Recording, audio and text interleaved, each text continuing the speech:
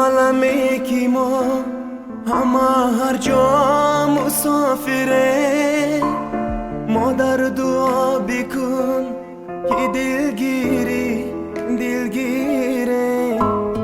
راهی سفر چی دورو، راهی عمری ما قریب.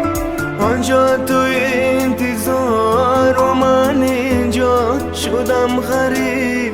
ای مادر من، ای مادر من، ای مادر من، ای مادر من، ای مادر غم پرورون چشم انتظارم. ای مادرم در پای تو سر میگذارم.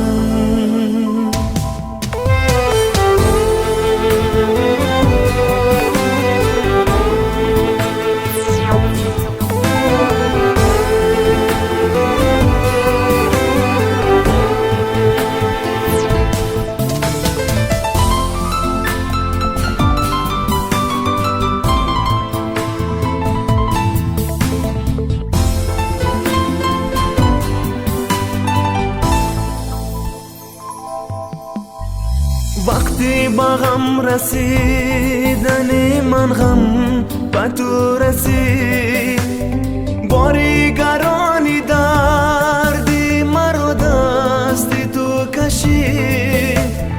گفتم که برکشایم و سویت سفر کنم، بادی غریبی بالو پرم را بله بچید مادر.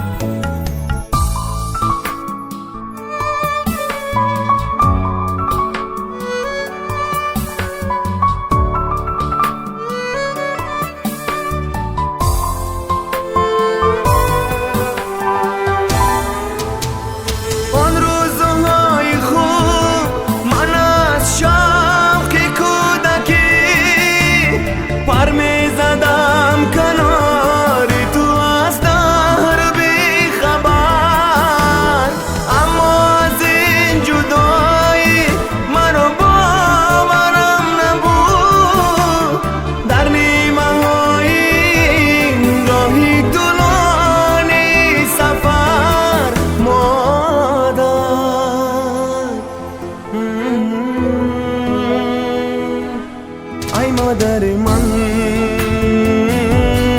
ای مادر من، ای مادر من، ای مادر من، ای مادر غم پرورون چشم انتظارم. ای مادرم در پای تو